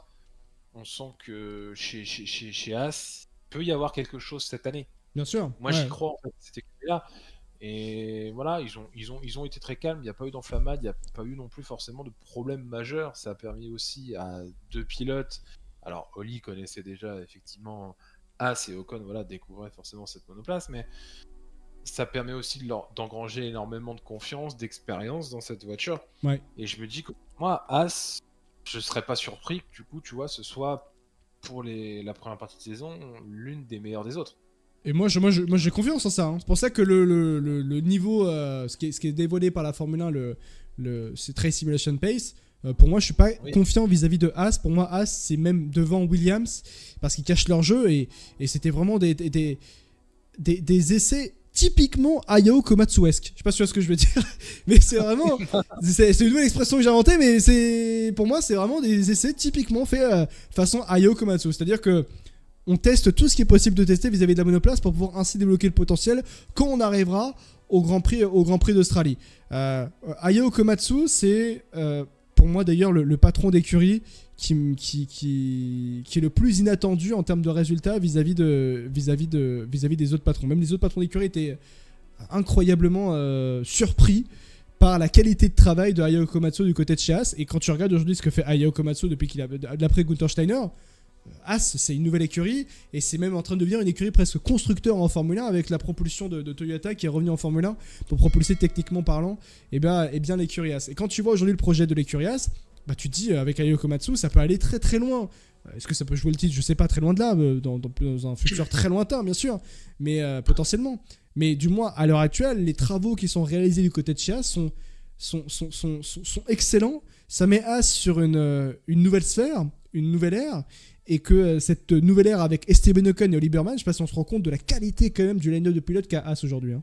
C'est quand même impressionnant d'avoir cette qualité de line-up de pilote là, et que la voiture elle est faite d'une manière différente par rapport à Gunther Steiner. Hayao Komatsu il avait dit cette phrase, si je me trompe pas, je fais confiance plus à l'aspect des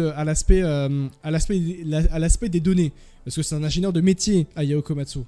Et c'est en train de cette stratégie un peu plus j'ai envie de dire, c'est pas ludique le terme, mais un peu plus droite. Je cherche le terme pour être un peu plus droit dans ses bottes vis-à-vis des données. Bref, j'ai plus exactement le terme, mais en tout cas, c'est précis, concis, et ça fait confiance aux données par rapport au développement de la voiture, à la manière dont on pense vis-à-vis d'une saison de Formule 1. Donc pour moi, je vois vraiment nettement, peut-être pas, c'est pas un peu plus scolaire, mais c'est un peu plus... j'ai plus, ça m'est sorti de la tête, c'est dommage. Bref, en tout cas, As, je les vois nettement plus haut que ça, et je vois bien sûr, même pour moi, 5ème force du plateau, pour te dire. C'est surtout qu'en fait, on voit dans l'évolution, je trouve, en globalité dans l'écurie, où tu vois, ces dernières années, c'était un petit peu l'écurie passive qui allait te faire un gros package, et puis il marche, tant mieux, il marche pas, tant pis, et puis allez, on passe à la saison suivante. Là, on sent que voilà, c'est encore une fois, on le voit, hein, il y a quand même ces situations, tu vois, chez McLaren, chez Ferrari, chez Williams, justement, j'espère cette année encore une fois, mais tu vois, voilà, brique par brique, voilà, on essaye forcément de faire progresser les choses. On ne peut pas tout révolutionner d'une saison à l'autre, du jour au lendemain, mais voilà, quand on voit quand même la deuxième partie de saison l'année dernière de Haas, qui est globalement très bonne, on se dit qu'on va quand même tout capitaliser pour garder cette dynamique-là. Et j'ai le sentiment, en tout cas, que Haas est en train de continuer justement sur cette dynamique-là. Et qu'on se dit qu'au lieu d'être passif et d'avoir juste un gros setup d'amélioration, on pourra peut-être en apporter, voilà, plusieurs au fur et à mesure, tout en étant aussi à l'écoute des pilotes, ce qui est ultra important. Et quand tu as un Esteban Ocon dans ton écurie, c'est aussi... c'est joyeux, là. C'est bonheur, hein. Voilà, c'est quand même une personnalité importante et que tu sais qu'il va te faire aussi de bons retours techniques pour que ta voiture aussi progresse plus vite. Donc voilà, il y a du progrès en fait à tous les niveaux dans cette écurie. Et c'est pour ça que moi je l'ai dit, dans mon prono à l'aveugle, pour moi Haas fait un podium cette saison. Je ne sais pas où, je ne sais pas quand, je ne sais pas comment. De quelle manière, oui. Voilà, pour moi Haas fait un podium. C'est tout, c'est non négociable. Et... voilà, ça fera partie en tout cas de l'écurie qui sera à la lutte pour le top 5, ça c'est une certitude. La déclaration en particulier dont je parlais de Ayao Komatsu, la voici. La communication, le fait de mettre tout le monde sur la même longueur d'onde et de discuter ouvertement de la manière dont nous pouvons nous améliorer. Je les écoute, les ingénieurs, plutôt que de leur dire quoi faire. Et même si j'ai une opinion, ce sont eux les experts. Désolé, mais cette phrase déjà, elle est nettement différente par rapport à l'aspect de Gunther Steiner où il mettait peut-être plus en avant l'aspect, j'ai envie de dire, non pas égocentrique, très loin de là, mais un aspect de je prends des décisions selon mon cœur et non pas selon ma raison. Peut-être plutôt ça, voilà. Gunther Steiner. C'est un petit peu ça, c'est que ça a été un personnage. C'est-à-dire, voilà, ça a marché une saison, 2 saisons. Après, forcément, ça s'est un petit peu essoufflé. Et le fait justement de retrouver ce renouveau dans une écurie comme Haas, c'est tout bénef pour eux en fait. Comme tu l'as parlé du partenariat avec Toyota, on voit quand même il y a de plus en plus de sponsors aussi qui arrivent, parce que pendant quelques années ça a été quand même assez vide, bien sûr, on va dire en termes de sponsoring. Donc voilà, marche par marche, ça progresse et c'est franchement tu prépares bien 2025, tu peux arriver 2026 confiant encore une fois et essayer de passer à l'étape d'au-dessus, mais ça se fera pas en un jour. Oui. Mais c'est bien, franchement c'est bien. C'est clair, c'est clair. On passe de Haas et on va terminer très rapidement avec Aston Martin et Sauber. Les choses qu'on peut se dire par rapport à Aston Martin, ça va être très rapide, c'est que ça a été des essais hivernaux qui ont été très compliqués. De ce que l'on a vu, c'est que les deux pilotes étaient malades, notamment sur ce dernier jour. Il y a eu quelques petits problèmes sur la voiture. Ça s'est pas passé du tout comme prévu vis-à-vis d'Aston Martin. J'essaie de vous trouver quelques petites informations. Je crois qu'il m'a envoyé notamment les déclarations Aston Martin. Je vais vous donner ça de suite. Aston Martin, Aston. Je crois qu'ils ne m'ont pas envoyé finalement. Si, Aston Martin Aramco. Pre-season testing. Alors, j'ai fait Alonso. J'ai fait de courts essais de pré-saison car nous avons rencontré quelques petits problèmes et la météo a un peu impacté notre roulage au cours des 3 jours. Mais c'était pareil pour tout le monde. Je n'ai pas suivi les résultats des essais car nous sommes simplement concentrés sur notre programme pendant les essais. Nous avons quelques points positifs avec la nouvelle voiture par rapport à 2024, mais il y a encore des choses sur lesquelles nous devons travailler et nous améliorer en prévision de l'Australie. Nous avons expérimenté quelques changements mécaniques pendant les essais, mais les conditions de piste n'étaient pas optimales. Ce ne sont que des essais et nous ne saurons pas à quoi tout le monde ressemble avant les essais et les qualifications à Melbourne. Lance Stroll revient au travail pour tester la nouvelle voiture et toujours un moment passionnant de l'année. De nombreux efforts ont été déployés sur la MR25 au cours de l'hiver pour essayer d'améliorer diverses caractéristiques de la voiture. C'était donc agréable de ressentir ces changements cette semaine. On apprend toujours beaucoup de ces premiers instants dans la voiture. Il y a des choses qui semblent être meilleures, mais il est encore trop tôt et il est difficile d'en dire trop avant d'arriver à Melbourne. La dernière journée de roulage a été un peu perturbée car je ne me sentais pas bien. J'ai réussi à faire 34 tours cet après-midi, mais Fernando a pris le relais pour terminer la séance. Andy Cowell, PDG et directeur de l'équipe, il termine en disant: Nos premiers jours de travail pour la M25 ont été chargés et productifs. Nous nous sommes concentrés sur l'apprentissage de cette voiture, du nouveau package de l'aéro, sur la vérification de tous les systèmes notamment, et sur la collecte des données à partir d'un grand nombre d'expériences et d'éléments de test. L'équipe sur le terrain Bahreïn et à la base de Silverstone a déployé des efforts considérables pour faire fonctionner la voiture et traiter les données qui nous aident déjà à nous faire une idée de la situation, de notre situation. Les premiers retours de Lens et Fernando suggèrent que nous avons fait des progrès en termes de maniabilité de la voiture, mais nous avons également découvert des domaines qui pourraient être améliorés et sur lesquels nous devons nous concentrer davantage. Et il est encore trop tôt pour juger des progrès que nous avons réalisés pendant l'hiver et de la façon dont nous comparons à nos concurrents. Nous nous sommes concentrés sur nous-mêmes, nous avons simplement gardé la tête basse pour obtenir les données et les informations dont nous avons besoin avant le début des courses dans quelques semaines. Ça me permet de rebondir sur une déclaration de ce qu'a dit Andy Kewell, à savoir qu'on a rendu la voiture plus maniable. C'était exactement ce que disait Eric Blandin, et bien tout simplement au micro de Canal+, c'est-à-dire que Aston Martin a cherché à rendre une voiture beaucoup plus facilement pilotable pour Lance Stroll et Fernando Alonso. Maintenant, est-ce qu'elle sera rapide ? À l'heure actuelle, on n'a pas les réponses du moins. Voilà, bon, ça risque d'être compliqué. Ouais. C'est sûr que quand tu arrives, oui, sur 3 jours comme ça, oui, comme tu dis, t'as tes pilotes de malade, et du coup, tu dois un petit peu bricoler ton programme, c'est jamais facile. C'est clairement jamais facile. Il dégage pas non plus une énorme sérénité pour 2025. Maintenant, c'est pas non plus forcément une grosse surprise. C'est même limite si la saison se déroule comme elle doit se dérouler, on va dire, de façon catastrophique et qu'il se retrouve en fond de grille avec Kick. Écoute, c'est de bonne augure, on va dire, pour 2026. Tu auras beaucoup plus de temps. En plus, comme on l'a dit maintes et maintes fois, mais voilà, tu as toutes les infrastructures maintenant mises en place pour pouvoir préparer 2026 de la meilleure manière possible. Donc je ne pense pas qu'Aston Martin se prendra la tête délibérément à essayer d'améliorer cette voiture. Ça ne servira absolument à rien. Pour eux, et que s'ils sont voués à faire 9ème au constructeur pour pouvoir jouer les premières places en 2026, ils prendront le risque. Clairement, ils prendront le risque. Mais c'est sûr que là, on a l'impression qu'on est quand même parti pour avoir une saison compliquée. Encore une fois, assez anonyme. Assez anonyme de la Aston Martin. Quand Alonso te dit qu'il va falloir des week-ends parfaits pour aller viser les points, voilà. Ça veut dire qu'il va vraiment falloir qu'il n'y ait aucun problème et que le week-end se déroule parfaitement, comparé à tes concurrents de midfield qui, eux, pourront aller les chercher beaucoup plus régulièrement.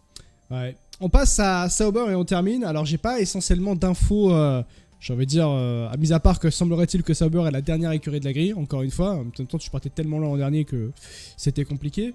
Avec Nicole Hülkenberg, donc nouveau duo de pilote, Nicole Hülkenberg, Gabriel Bortoleto. Alors j'ai toutes les déclarations. On va commencer par Nicole Hülkenberg qui dit que c'est bien d'être de retour en piste et de continuer à travailler avec l'équipe. J'apprécie vraiment ce côté des choses, entrer dans les détails et comprendre comment tirer le meilleur parti de notre voiture.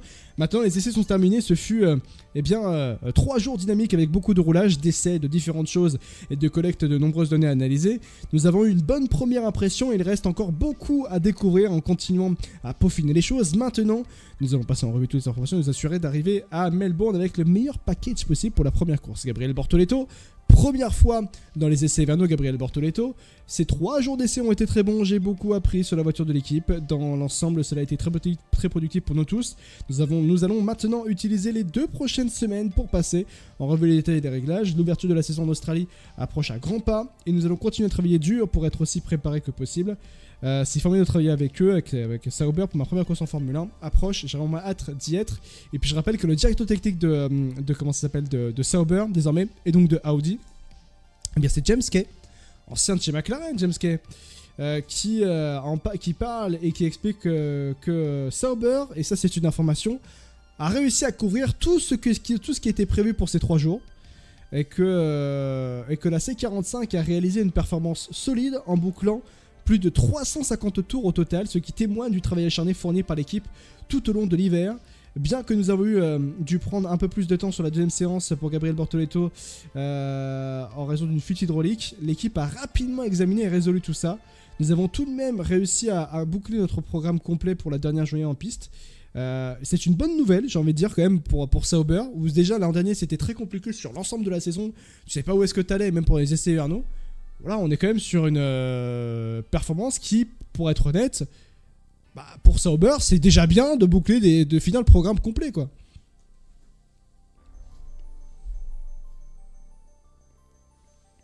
Qu'est-ce qu'il est? Il est parti, Baby Chum? J'entends plus. Non, pardon, je suis là.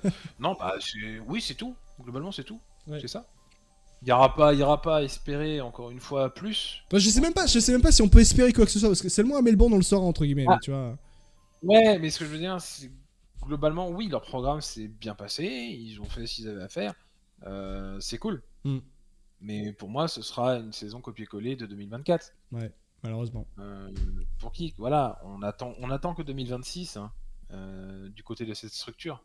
Tout simplement pour enfin commencer les choses sérieuses. Voilà, il y a eu 2 ans de transition avec Kik, c'est cool, c'est bien. Maintenant, on est déjà, je pense, directement orienté sur 2026. Et je pense limite même que Binotto aussi est orienté sur 2026. Donc là-dessus, oui, que le programme se soit bien passé, bah, c'est bien. C'est bien. Maintenant, voilà, faudra faire mieux, on va dire, que l'année dernière. Ouais, voilà, l'objectif, on va essayer de marquer 1 point ou 2 en plus. Mais il n'y aura pas de révolution folle en fait de la part de Kik, tout simplement. Ce sera au fond et ça essaiera de faire quelque chose lors des courses.